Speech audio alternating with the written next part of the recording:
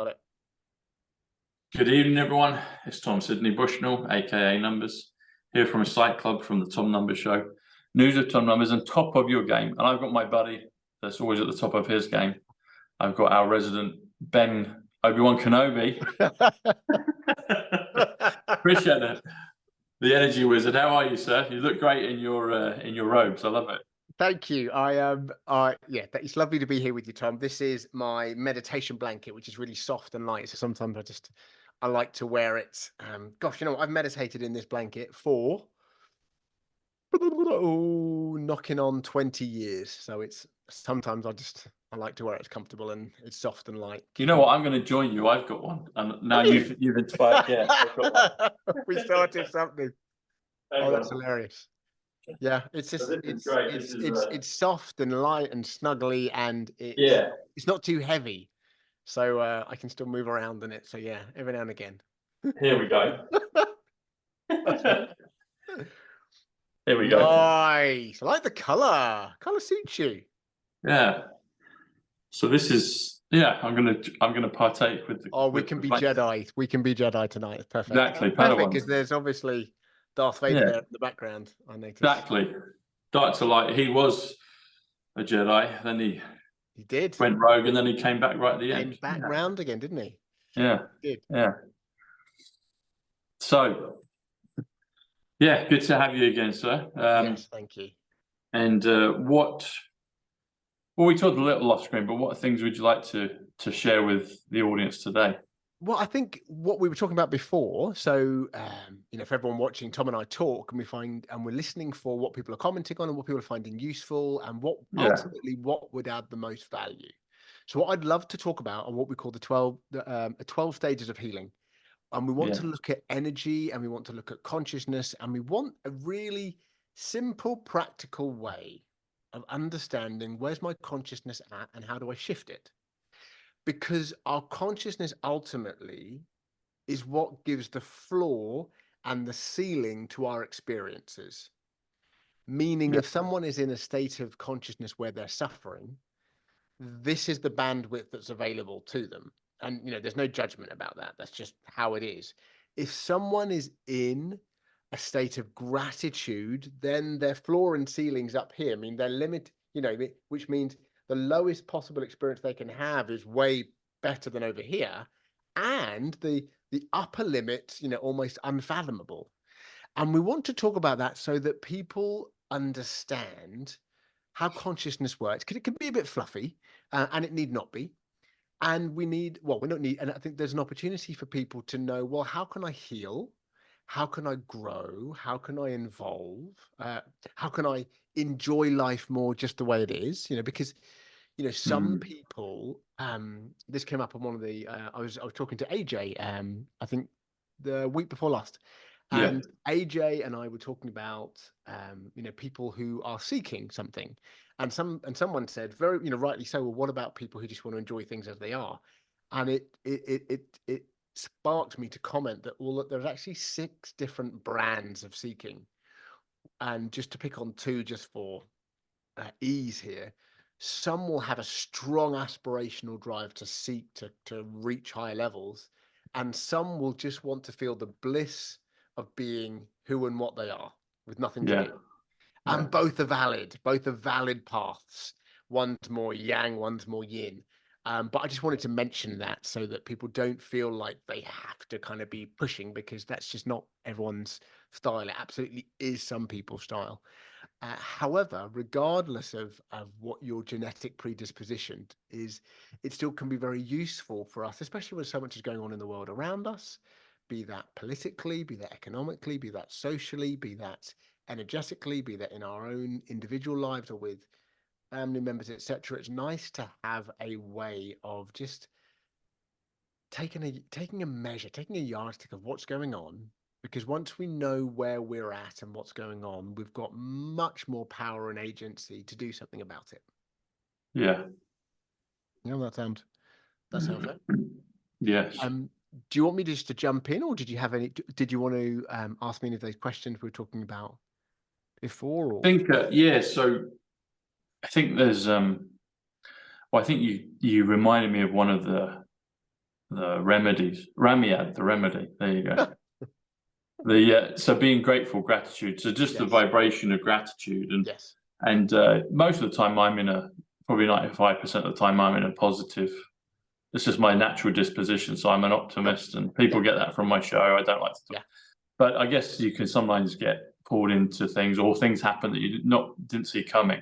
Yes. But I can instantly see that, yes, gratitude, that can mop up and absolve and dissolve many things.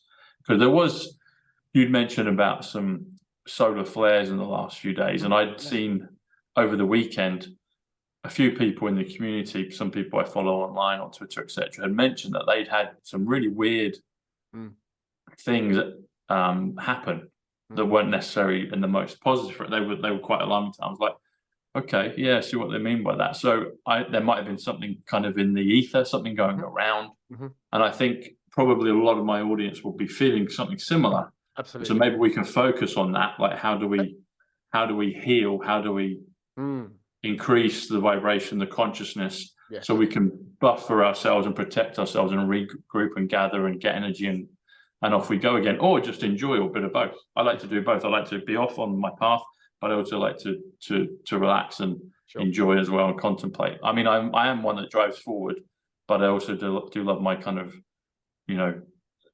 thinking time, Yeah, sure. That makes sense. Yeah. So that's a super juicy question. So there's loads we can go into there. So I think the first and most important thing is for us human beings to understand, here we are on this Earth planet that's kind of dangling elegantly in space, somehow. Let's just park that mystery for a moment. I know some will get a bit conflicted about that, but we're on the Earth, whatever it is, or whatever shape, whatever it is, we're doing whatever it is. Here we are. Here we find ourselves. With what appears to be a sun that rises and sets. And we seem to have other planets and stars, and more importantly, therefore, light and neutron frequencies. And they are passing through our solar system. They're passing through us. And so we are in communion with our environment.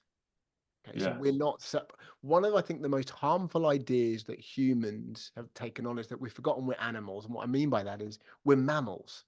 And I say this because the wonderful thing with animals are that they live in tune with nature. Yes. And now what's wonderful about being human is we have this marvelous bit of technology in here called a prefrontal cortex, which means we can be aware of ourselves. Yeah. Self-reflective consciousness is just, magic. So we have this extra faculty, as it were. And my point in saying all that is that whether we like it or not, there are forces that affect us. That's just how that goes. And you asked a really good question, which is, well, what can people do to heal, to regroup, to recenter, etc.?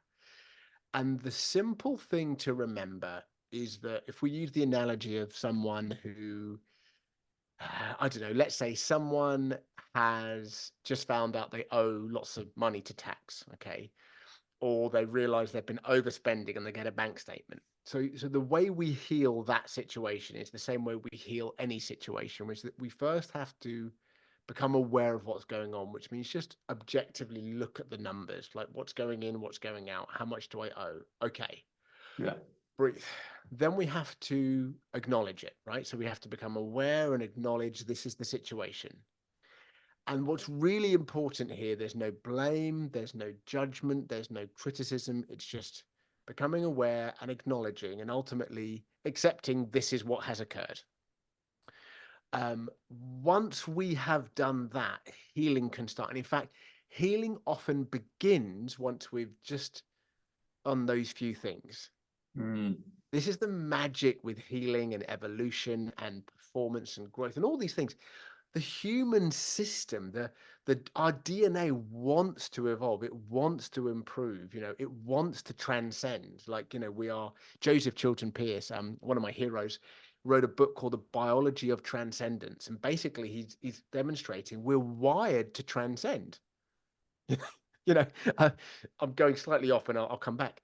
The reason people can take a drug like ecstasy or something of that nature and have it affect them is because when we take any pharmaceutical drug or hallucinogenic drug or mushroom, whatever substance it is, it has a chemical inside it, some kind of chemical structure.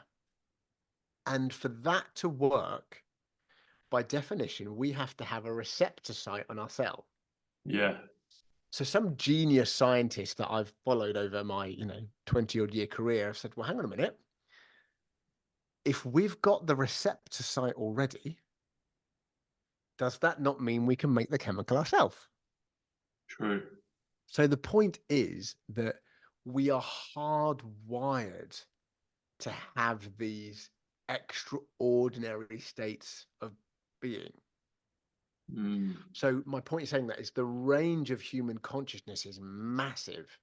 What gets popularized in the media and on TV, and when you listen to most people, let's say stereotypically in the supermarket, is that range becomes this.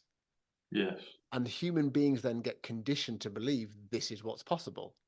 Yeah. In an infinite sea of possibility, we start reproducing this because what we expect. So my point in saying all of that is the way healing begins, I suppose, is first of all to recognize that there's so much more possible for us. We thankfully, with things like your show and YouTube, we can get inspired. We're living in a time where it's very possible to get inspired. People are sharing inspiring things of all ages and all walks of life. Just before this, I watched a documentary about a music repair shop in LA, which repairs musical instruments free of charge for children in schools. And so people who can't afford instruments can have instruments, and it changes their life because they have this instrument, they have this means of outlet. So my point in saying that is it starts with understanding there's way more possible than we think. And all we need is just the very notion of that. We don't have to believe it. We don't have to take it on fully. We just need to know, FYI, this is possible, right? That's it. Yeah. Then we need to be just real and honest about where we are. And I say this because this can be the tricky thing, especially with gratitude, because if you think about it, it's not very often that you hear the message, just be where you are. Like, it's okay to be where you are. It's okay to be where you are, even if it's not perfect, right? We hear grow, heal, evolve, which is how I even started this chat, right? But really and truly, the power is, can I be and acknowledge where I am? Because inside the beautiful thing with how life has been designed is inside these lower states of consciousness are nested the higher ones. So it's like life seems to want us to mine these experiences we have that aren't so pleasant, that maybe are more traumatic, that are more challenging, because inside it we tend to bind up energy and information. And if we can access that, then that information can grow and do what it's meant to, which is, like a jack in the box, spring open and take us somewhere new. That makes sense. Yes. Yeah. Yeah. So I think just to summarize all that, make it super simple, it's acknowledge where we're at without judgment, because inside the experiences we don't like is the energy we need, or the energy we're craving. Everyone wants more energy for something, typically, and it's often in the last place we look, which is inside the places that we don't want to go to. And there's something profound about that, about just being able to go to those places, because if we can, and it doesn't have to overwhelm us because we can make it very safe, we can have our consciousness and our energy and our healing and our experience of being human grow out of this condition range and start to include, more of these other experiences. Very good. What exercise should we do today with everyone to do the healing? Good question. So let's give people a bit more depth. So real simple question. And if you remind me, I'll fish out of my research. I'm looking because my research stuff is over there. There's a chart that was published by. We've probably got about. We'll do it. We've probably got 20 minutes if that's good to do, and then do it. Even if it's just a sample of what we can do for the next show, just to give them something. Yeah. Sure. So I suppose the key question. This is coming back to what you're saying. How can people heal, regroup, gain energy? Blah, blah, blah. Yeah. We want to ask ourselves, and if you want to connect with a friend, family, or loved one, is a great question. How do you feel about how you feel? Yeah. Because 5 people can have the same experience and feel very differently about it. So, typical example, let's say, heaven forbid, I'm meant to meet someone for lunch and I'm late. Okay. Heaven forbid, right? One friend might be worried. Krishan, are you okay? You're late. You're never late. One friend might be angry. Krishan, don't you respect my time? Is it, am I not important to you? Right. One person might not care. They might be indifferent. They might have been on their phone, or they might have started a phone call. Yeah. One person might have just started eating. Like they didn't even, they're just getting on with their own things, right? One person might feel like sad. Oh, Krishan doesn't care about me, really. You know what I mean? Like, so all these different experiences and many more are possible, even though the trigger event was the same. So this is a really powerful question for us to understand where we're at. And it's a beautiful question to connect with people we love and care about to find out where they're at. So the question is, how do you feel about how you feel? Because all of a sudden, it gives people perspective. It's like, let's say someone's having a headache. Well, it's like, here's the headache and here I am. It's like, oh, well, I'm concerned about my headache versus I'm curious about my headache versus what's my headache trying to tell me? Yeah. Versus what's the gift in this? It has a gift for me. Like those are very different experiences. And as a result, the way you connect with people in those is very different. And also what it does is it gives people a chance to self-reflect in a very safe way and realize that they even are having an experience, because some people don't even realize they're having an experience. Some people just think, so the person who's absolutely suffering, I might say to them, hello, how are you? I have a headache. They haven't actually told me how they are. They've told me about the symptom. Versus, how are you? I'm okay, but I'm a bit concerned about this headache. Okay, right? There's a person there. Versus, how are you? I'm great. Don't even mention the symptom because it's not a concern. And that could be a good or bad thing, right? That they could be in denial, or they could just be, I just want to keep going and I just trust my body will take care of this thing, right? So this question, and the reason I mentioned that question is because depending on how we answer means we can apply a different exercise to assist people. Because the different exercises we've been doing with people on our show here are really meeting different states of energy and consciousness. And energy and consciousness really go hand in hand. Meaning the greater the quality, not quantity, quality, vibration, refinement of energy, the greater the consciousness that goes with it. And it's really important to say that a genuine integrated experience should transcend and include what went before. So here I am, Krishan, I'm able to walk. Doesn't mean I've forgotten how to crawl. We don't want to throw the baby out with the bathwater. And I say that because these are some of the markers we want to give people so they can assess, how am I really doing? Am I integrated? And as I was saying to you before, it's totally okay to have your physical health consciousness be here, your business be here, and your relationship be here. It's like, it's part of being a human being that we learn how to dance between these different states of consciousness simultaneously. That's just how life goes. Yeah. That makes sense? Yes. Very good. Yeah. Consciousness 175. Is that I love it. I wonder whenever I see you looking down, I'm like, he's adding something up. The eternal tell me about 175. I'm curious. Consciousness 175. One of my favorites is Diana Francis Spencer's 175, but 175 is also the eternal reset. 175, yes. Yeah. But you know, and so we're getting a little mystical here, but I would say that that is the whole point of life, is for consciousness to become aware of itself, experiencing itself in the body, like at least in this earthly realm or wherever the heck we are, right?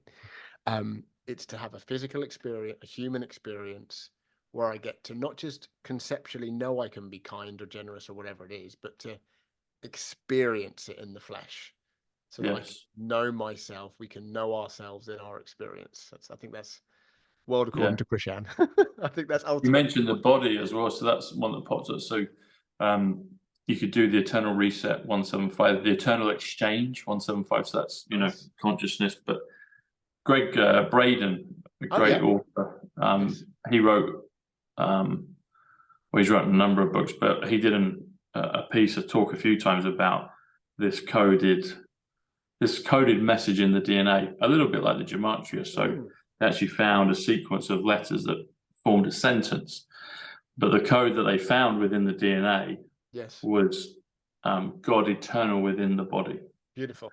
And body 46, which is dove. So there's the sign of peace there, and it's also best as well. So it's interesting that you brought the thing with consciousness and body. Like, I mentioned that. Yeah. Well, I mean, as you've heard me say many times, like part of my shtick is energy and consciousness wired into the nervous system, because then it's embodied. And once it's embodied, it's not a concept, it's not a jacuzzi experience, it becomes integrated into how we live, which means if I go to the supermarket, I can radiate peace and love. Ideally, if it's embodied, it's not just really. It's like I'm feeling it, so it's like a boomerang, you know, where we are constantly sending a signal out from, and it's constantly coming back to us. And if we have it in our body and in our nervous system, we're emitting that and receiving that, and it's beautiful. You know, it's absolutely it's tremendous. And I'm saying that because it's in our birthright. You know, this isn't just if someone's special or, you know, they have a meditation blanket for 20 years. This is, everyone has the, you know, it's our birthright. As you said, it's in our DNA, right? It's what Richard Rudd, who's one of my heroes, author of The Gene Keys, you know, a mystical transmission about our genetic code and I suppose you could say the hidden messages of higher purpose in our genes. Although the kind of cosmic joke is they're not that well hidden because they're trying to be found. But it's the same story. You know, there's genius inside everyone. It just needs us willing to put our attention on it. Because as we've talked about before, that's probably the most precious resource we have. And what we put our attention on, we cooperate with, we collaborate with, and we get more of. You know, and so I'm saying that inside this framework of consciousness, because if we know there are amazing states of consciousness available for all of us, in, you know, this is how you bring the mystical into the mundane. You know, I've got 3 kids, so I'm up early in the morning folding socks or making lunch boxes. You know, you can bring the magic in. You know, but we need to be reminded that magic's available. Yeah. I could go Edward, 55 heaven, brilliant. All right, buddy. Well, we've got time to do. 55 is Edward, and 55 is heaven as well. Do you know what's really magical? So there are 6. So Richard Rudd talks about. I'm just going to do a little thing, and then I'll. Sorry, was it? Oh, it's written. There wasn't Edward. Have I misheard that? Oh, sorry, Edward. Richard Rudd. Richard is 61, which is miracle. So there you go. Yeah. But it's funny you talk about 55 because there are 64 gene keys because of how the human genetic base coding works. There's A, C, G, and T, and when you add it all up, and it maps onto the I Ching kind of beautifully. And there's lots of things in nature that follow that 4 base pair patterns. It seems to be a recurring theme. I can't remember off the top of my head exactly what they all are now. My point is he's kind of mapped it over the I Ching, which has been used as an oracle for human beings for thousands of years. And the 55th gene key, which is the one you serendipitously mentioned there, is about freedom. It's about us human beings moving from a state of victimization into a state of freedom. Yeah. And the question for people to ponder if they want more freedom in their life. And I love questions because questions, energy, and consciousness all go together. As our consciousness changes, the quality of our questions change. You know, what's wrong with me versus how can I express more love? Completely different, you know, versus what's my courage getting me to do now? Like completely different consciousness, right? The question people can ask if they want more freedom and less victimization is to ponder, where do I not feel free? Just to remember awareness, acknowledgement, acceptance, that initial process we talked about, becoming aware of that. Oh, hang on. And then just by putting our awareness on it, these things start to shift. We open things up inside us, possibilities open, our brain and nervous system opens, our boomerang changes, we start attracting different things in, and on and on and on it goes. Brilliant. 64, 8 times 8. Yes. 88 is one of my favorites. People know that. Yeah. There you go. Purple, Scotland, Trump, 88 miles per hour, Back to the Future. All those, lovely. Tenet. Tenet is 64. Tenet, Jubilee. I think, yeah, a victory of some description. 64. Good, excellent. Well, we've got a, what do we have? We could, I'll leave it to you to decide. We've got about 5 or 6 minutes left. We could do it. We could do, maybe what we could continue with the theme, and then we could lead up to doing some more practical stuff at the next show. What do you feel? You know what I think might be really useful is to use these last few minutes so that we make it practical, but maybe let's come at it from a slightly different angle. Yeah. What I will do is I will talk people through the thoughts and questions we ask ourselves in each of the 12 stages of healing and consciousness, so people can hear it. Okay, good. And then what people can do is they can just go, which ones do I ask the most? And that's very personal. That's just for them. Yeah. And then they can say, which ones would I like to ask more? What would I like to experience more of, right? And the beautiful thing with this is there's zero cost, right? It's free of charge. But also, people don't have to do anything to access this. We can just harness our brain, harness our attention, and what we collaborate with and what we experience more of. Yeah? Great. That sound good? Do that. Okay. Yeah. So and 0 is 64. Love it. I love Brilliant. it. I've actually got the Gene Key book right here. That's that one on my desk. Okay, excellent. And 64 is, I'm going to... Well, you still love me when I'm 64. 64 is the consciousness of the 64th Gene Key goes from confusion to imagination to illumination. Nice. I like it. It's beautiful. Excellent. So 12 stages of healing, and we can chunk them down into little miniature sections. So there's one that's very personal. So I'm going to get my hands out of my Obi-Wan Kenobi. One that's personal. Yeah. One that's more relational, and one that's more collective. Okay. So essentially, one we don't feel like we're enough. One when it's like, I'm going to prove to you in the world I am enough. And one when it's like, it's not about me anyway. Right. Yeah. And this is the cosmic joke of healing. Okay. So 12 stages of healing. Okay. So in the first stage of healing is where we suffer. And the questions we tend to ask are, and I'll pause after it because people want to kind of say this as they're listening and just feel it in their physiology. You'll watch my physiology change. I'm going to do it really do it. So I'm going to access this as best I can so you can watch how my body changes. Okay. So the first is, what's wrong with me? Right. Stage 1, suffering. Why will this never end? Right. And as I'm saying that, I'm feeling like energy is dropping through my chair. I feel like I'm actually shrinking. And it feels like there's no hope and no possibility. Okay. Second stage of healing, we go from suffering to projection. Who's to blame? Why can't I get rid of this? Who can fix this for me? Right? Why does this always happen to me? Right? So there's more energy there. There's a bit more fight. There's a bit more pep in my spine, but there's zero responsibility. Who's to blame? I'm not to blame. Who can fix it? Right? projection. Okay. And those two stages are where the bulk of our culture live. I'm suffering, it's not my fault, I'm helpless, or it's your fault, or someone else's fault, or it's the government's fault, or someone, right? Third stage of healing is where the magic starts, because we go, hang on a minute, I'm stuck. I'm in a repeating loop here. Like, why do I keep doing this? Why do I keep going around in circles? We're like, oh, I'm frustrated. I'm stuck. But the beautiful thing with that is I'm stuck. Not you're making me stuck, not they're making me stuck. Me, I'm doing this. Which means agency just occurred, which means empowerment just began. So when people realize they are frustrated and stuck, that is a magic moment. So whenever, like, and now that you've heard me say that, you'll hear me say this in practice. People say I'm frustrated. I'm like, good.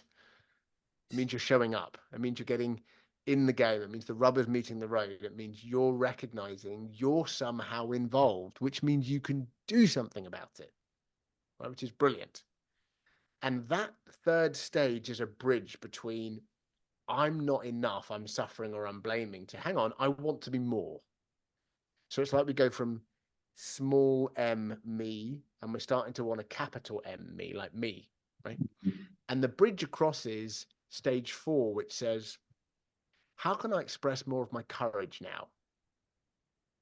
Now, just get this. What's wrong with me?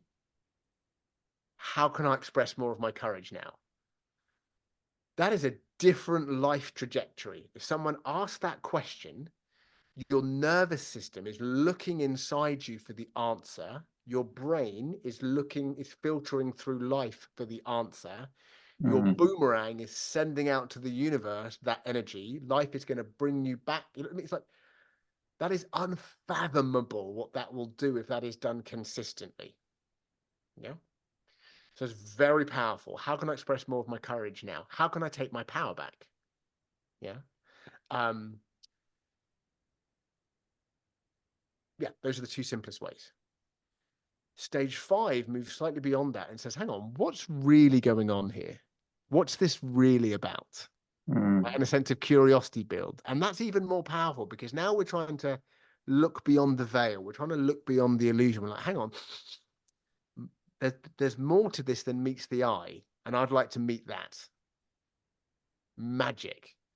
And typically, before we get curious, we get confused. So again, having said this, you'll hear me say this in practice. When people say, I'm confused, I'm like, great. And people are like, what? Confusion's a bad thing. I'm like, no. Confusion means your mind, with its current energy and software, can't figure out what's going on. Which means if we hold that sacredly, it's about to jump and go somewhere new. Magic moment. Right? Magic moments occur in life all the time if we just but look for them. And then after stage 5 comes stage 6. We're about halfway through now. Stage 6 says, hang on, I'm going to get ready. I don't know what I'm going to be ready for, but I just feel the need to be ready. Right? And people have had this experience. Like, this is a common experience. Like, we wake up and we're ready. We're feeling excited. We don't know why we're excited, but we're feeling excited. Right? I'm excited. I'm ready. Energy's building. Right? I don't know what it's for, but it's there. Right? And again, universal excitement and readiness. Not the worst thing. One thing to be very careful of is that we don't go, hang on, why are you excited? Because then it limits the mind. The mind now has to come up with a reason. And that can pull the rug out from underneath us, because sometimes the mind does not know. Sometimes it's not the mind's job to know yet. It can know later. But in the moment, feel the experience and just let yourself revel in it. Children are brilliant at this. Children just say, I'm excited. They don't, say I'm excited because, they'll just say, I'm happy, I'm excited, I'm angry, I'm sad. They'll just feel it, right? And I say that because that's just another thing to watch out for, is that we don't interrupt extraordinary with mental understanding. Yeah. Then after stage 6 comes stage 7, which says, I want to resolve what no longer serves me. Now, just think about this. When you're in the supermarket, when have you heard someone in the queue say, I'm going to resolve what no longer serves me, right? Like, you don't hear that. Think about what we hear. This is wrong, that's wrong, I'm wrong, he's wrong, she's wrong. Maybe a little frustration, like 1, 2, 3, max. yeah, or they need to change, right? With some, but like that level of consciousness that says, I'm going to resolve what no longer serves me, like that is tremendous, available to everyone at any time. But that level of consciousness, and the kind of thing that makes people do is people have experienced this when they've gone through their cupboards. They just feel like, you know what, I'm going to empty that cupboard. I'm going to clean it out. That doesn't fit me. Never worn that. Done. That's not me anymore. Wipe everything, fold it. Oh, I didn't even know I had that, right? Put it all back, reorganize it. Oh, right? It's, and we can do that with our energy and our nervous system and our spine and our hormones and our embodied sense of chemicals and all of that stuff. You know, and the question alone sparks the process. How can I resolve what no longer serves me? How can I conduct an inventory and get rid of what I don't need anymore? Because the universe abhors a vacuum. So if you clean your body, your mind, your emotions, your fields out, right, then the magic of stage 8 happened, which is there's a void. And it's the void out of which everything came, and it's quiet and it's still, and it seems like nothing's happening, but actually everything's happening. It's a bit paradoxical. And these ones are going to sound a bit strange because I'm going beyond the mind. So mind's going to be like, what? But that's what mystical information's for.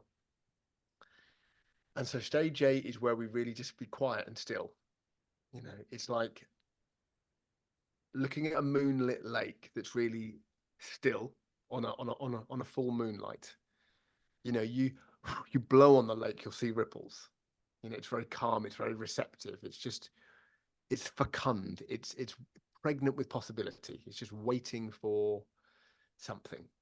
You know? And then stage 9 occurs where we say, hang on, I'd like to contact the light beyond the form. I'm sensing there's a light beyond this form, like a Pink Floyd concert. I want to feel that. Right. And people go there, right? People see it, people sense it, people feel it.